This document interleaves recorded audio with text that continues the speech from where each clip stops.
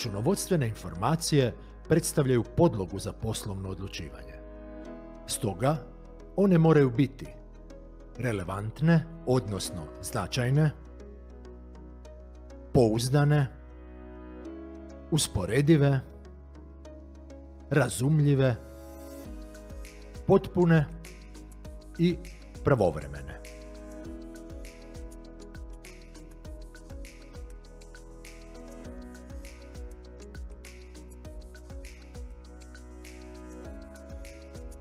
Relevantnost, odnosno značajnost, predstavlja obilježje informacije za čije se izostavljanje ili pogrešno prikazivanje može razumno očekivati da će imati utjecaja na odluke koje korisnici donose na temelju financijskih izvještaja. Značajnost pojedinačnih stavki ocjenjuje se u kontekstu drugih sličnih stavki.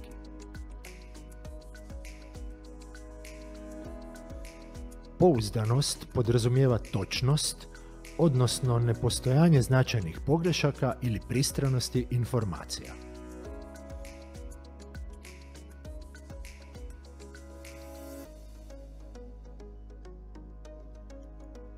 Usporedivost se osigurava dosljednom primjenom standarda financijskog izvještavanja, čime se osigurava uspoređivanje informacija između različitih razdoblja, odnosno među različitim subjektima.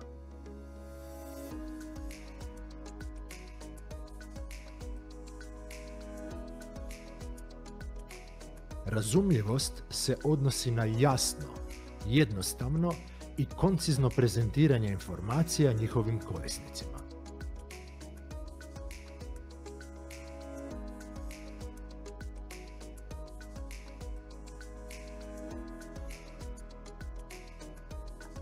Oslanjanje na informacije u donošenju poslovnih odluka podrazumijeva njihovu potpunost, odnosno obuhvatnost svih značajnih informacija, te pravovremenost koja podrazumijeva njihovu pravovremenu distribuciju korisnicima.